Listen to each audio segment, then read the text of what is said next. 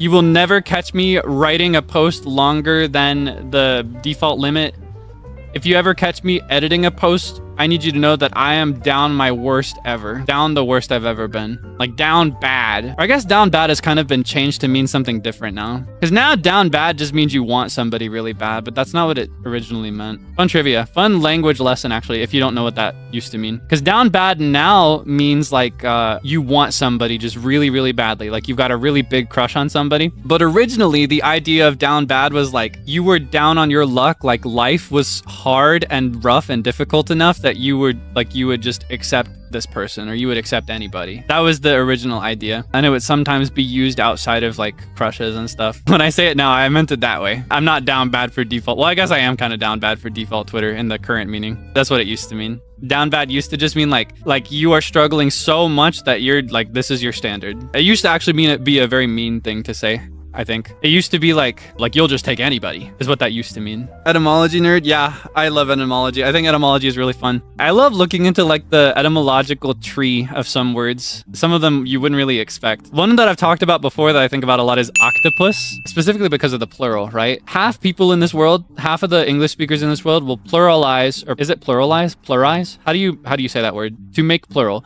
They will make octopus plural as octopi. However, how do I phrase this? Changing the suffix from US to I is a Latin thing. You do that in Latin language. You do that in adopted Latin words, right? Is it not? No, it's correct, but it's not correct, if you know what I mean. It's correct in the sense that English is a developed language, or not a developed, yeah, English is a developed language, meaning it wasn't invented in one sitting, and it contradicts itself. It's developed just by the people that speak it every day. It's constantly changing, faster than ever now because of the speed of online communication. Language changes. That's just the nature of most common languages. So that's why it's correct, right? Because so many people say it, it's correct. Just like how GIF, GIF, is also correct, even though it's not correct. You know what I mean? It is correct because people say it. If enough people say it, it becomes correct, and that's okay. So it's not wrong for you to say octopi. However, octopus is actually rooted from Greek language. So if you wanted a true, like,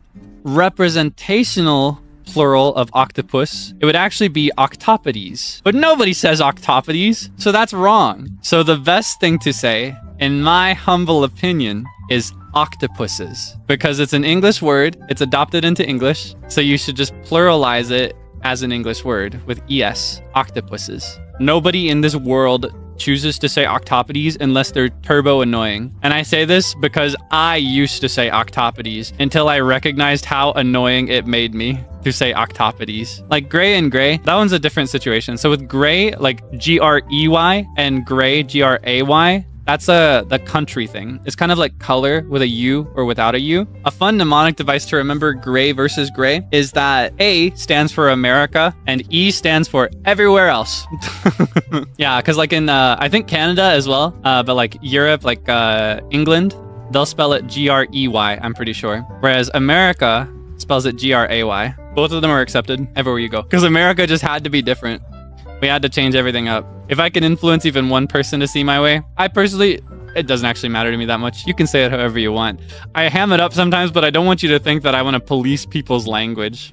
I'm not gonna lie, I don't want you to think that I'm that obsessed. Platypuses versus platypi. I've never thought about that one. I've never heard of multiple of them in the same sentence. It's usually, I think there's such a, let's find out. Platypuses, right? Yeah, because platypus is also Greek. So similar to octopus, the true Greek plural would be platypides. Platypides.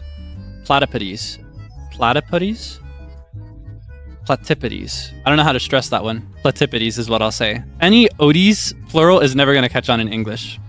It's just not as natural. English became much more like Latin influenced. English is a lot closer to languages like Spanish or Italian than it is to Greek, even though we still have a lot of words from Greek. It's the same as octopus. So you could say platypi, and if a lot of people say that, that's probably just fine. But platypuses is the most grammatically accepted plural form of platypus.